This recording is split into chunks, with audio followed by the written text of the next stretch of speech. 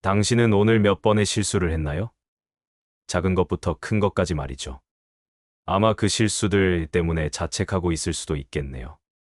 하지만 잠깐, 만약 실수야말로 인간이 가진 가장 위대한 능력이라고 말한다면 어떨까요?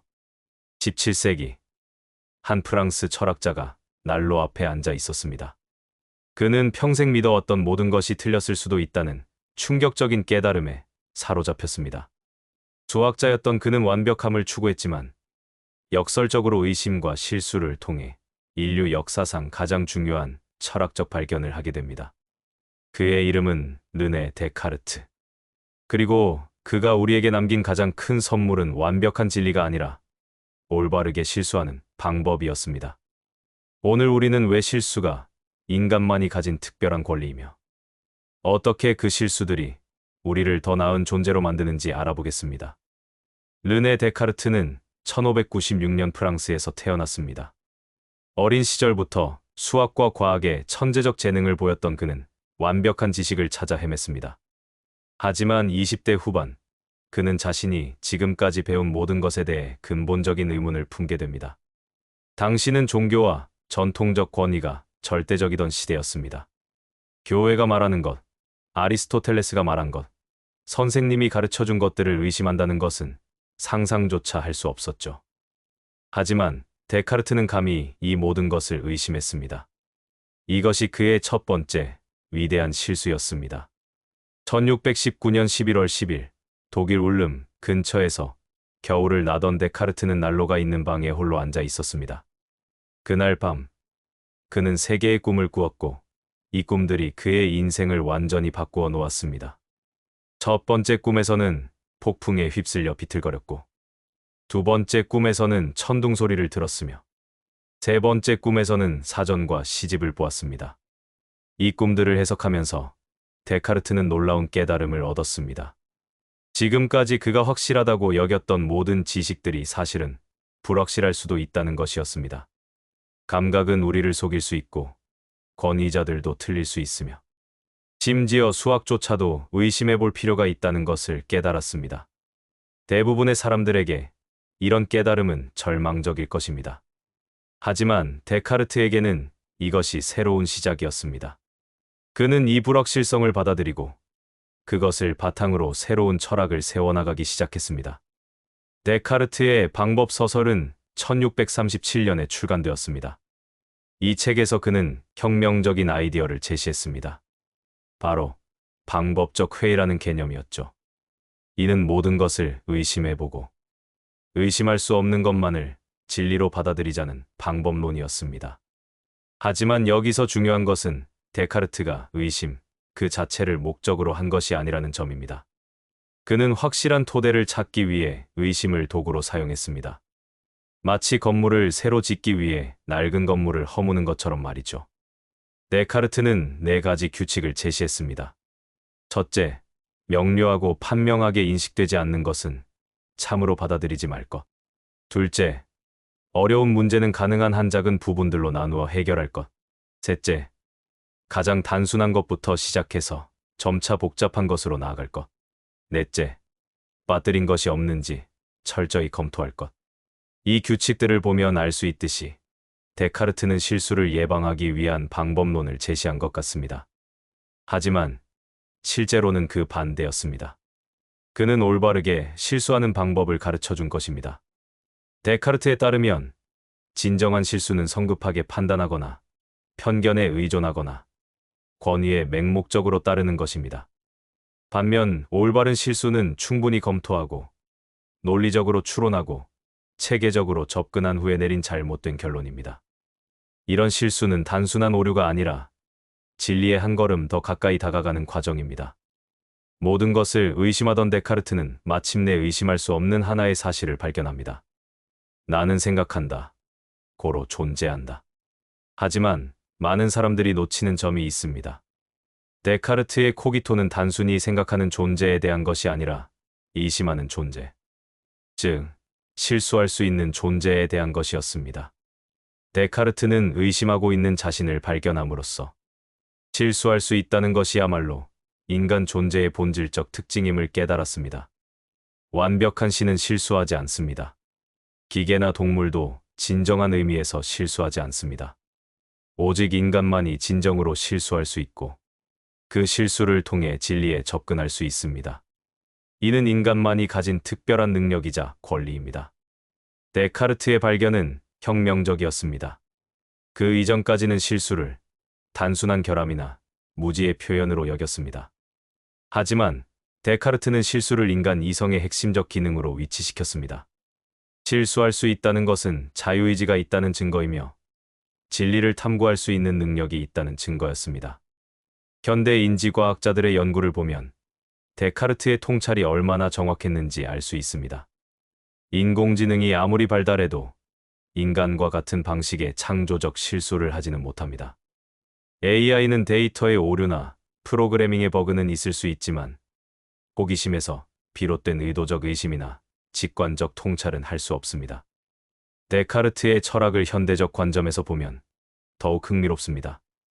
20세기와 21세기를 거치면서 우리는 실수의 가치를 점점 더 인정하게 되었습니다. 과학 철학자 칼 포퍼는 반증 가능성이라는 개념으로 데카르트의 통찰을 발전시켰습니다. 진정한 과학은 틀릴 수 있어야 하며 실제로 틀린다고 밝혀질 때 더 나은 이론으로 발전한다는 것입니다. 심리학에서도 실수의 중요성이 강조되고 있습니다. 성장 마인드 세대 개념으로 유명한 캐롤 드웩은 실수를 학습의 기회로 바라보는 것이 고정 마인드셋보다 훨씬 효과적이라고 말합니다. 실수를 두려워하는 사람은 새로운 도전을 피하게 되지만 실수를 성장의 기회로 보는 사람은 계속해서 발전할 수 있습니다. 실리콘밸리에 빠르게 실패하기 문화도 데카르트의 철학과 맥을 같이 합니다.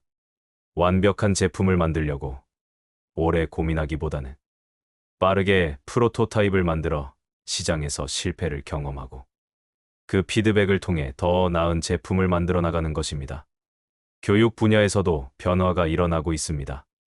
전통적인 교육은 정답을 외우고 실수를 하지 않는 것을 목표로 했습니다. 하지만 현대 교육은 점점 더 창의적 사고와 문제 해결 능력을 중시하며 이를 위해서는 실수를 통한 학습이 필수적입니다. 데카르트는 실수에 대한 우리의 관점을 바꿔놓았지만 그가 제기한 문제는 여전히 남아 있습니다. 모든 실수가 가치 있는 것은 아닙니다. 무책임한 실수나 타인에게 해를 끼치는 실수는 여전히 문제입니다. 데카르트가 제시한 올바른 실수의 조건들을 살펴보면 현대에도 여전히 유효한 지침을 얻을 수 있습니다. 첫째, 충분히 고민한 후에 실수여야 합니다. 성급한 판단으로 인한 실수는 단순한 부주의입니다. 둘째, 실수로부터 배울 의지가 있어야 합니다. 같은 실수를 반복한다면 그것은 학습하지 않는다는 의미입니다. 셋째, 실수의 결과에 대해 책임을 져야 합니다. 현대 사회에서 우리가 마주하는 많은 문제들은 잘못된 실수에서 비롯됩니다. 기후변화, 경제위기, 사회 갈등 등은 모두 충분한 성찰 없이 내린 성급한 판단들의 결과입니다. 반면 과학의 발전, 예술의 혁신, 사회의 진보는 모두 올바른 실수를 통해 이루어졌습니다. 데카르트의 철학은 우리에게 실수에 대한 새로운 윤리를 제시합니다. 실수를 숨기거나 부정하려 하지 말고 그것을 인정하고 분석하고 개선하는 것입니다. 이것이 바로 데카르트가 말한 올바른 방법의 핵심입니다. 데카르트의 가장 큰 용기는 기존의 모든 것을 의심할 용기였습니다. 이는 단순히 지적인 용기가 아니라 실존적인 용기였습니다. 자신이 지금까지 믿어온 모든 것이 틀릴 수도 있다는 것을 받아들이는 것은 쉬운 일이 아닙니다. 현대를 살아가는 우리에게도 이런 용기가 필요합니다. 우리는 너무 자주 확실성의 착각에 빠집니다. 소셜미디어는 우리에게 완벽한 삶의 이미지를 보여주고 전문가들은 확신에 찬 목소리로 미래를 예측합니다. 하지만 실제로는 불확실성이 삶의 본질입니다. 데카르트가 우리에게 가르쳐준 것은 이런 불확실성을 두려워하지 말라는 것입니다. 오히려 그것을 받아들이고 그 속에서 의미를 찾아나가라는 것입니다. 실수할 용기야말로 진정한 학습과 성장의 시작입니다. 현대 신경과학의 연구 결과를 보면 우리의 뇌는 실수를 통해 학습하도록 설계되어 있습니다. 예상과 다른 결과가 나올 때 뇌는 가장 활발하게 활동하며 이때 새로운 신경 연결이 만들어집니다. 즉, 실수는 단순한 오류가 아니라 뇌의 학습 메커니즘의 핵심 요소입니다. 또한 이 심리학 연구들은 실수를 통해 얻은 지식이 더 오래 기억되고 더 깊이 이해된다는 것을 보여줍니다. 처음부터 정답을 알려주는 것보다는 스스로 시행착오를 겪으면서 답을 찾아가는 과정이 더 효과적인 학습을 가능하게 합니다. 데카르트는 우리에게 실수의 새로운 정의를 선사했습니다. 실수는 인간의 약점이 아니라 인간다움의 핵심입니다. 완벽함을 추구하는 것보다는 올바르게 실수하는 방법을 배우는 것이 더 중요합니다. 현실적으로 우리의 삶에 적용해보면 어떨까요? 첫째, 실수를 두려워하지 마세요. 새로운 도전을 할 때 완벽할 필요는 없습니다. 중요한 것은 신중하게 준비하고 실수로부터 배우려는 자세를 갖는 것입니다. 둘째, 다른 사람의 실수에 대해서도 관대해지세요. 누군가가 실수했을 때 그것을 비난하기보다는 함께 그 실수로부터 무엇을 배울 수 있는지 생각해 보세요. 이런 문화가 만들어질 때 우리는 더 혁신적이고 창의적인 사회를 만들 수 있습니다. 셋째, 자신의 확신을 주기적으로 점검하세요.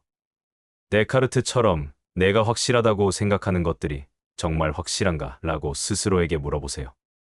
이런 건강한 의심이 우리를 더 겸손하고 지혜로운 사람으로 만들어줍니다. 데카르트의 방법 서설이 우리에게 주는 가장 큰 교훈은 이것입니다.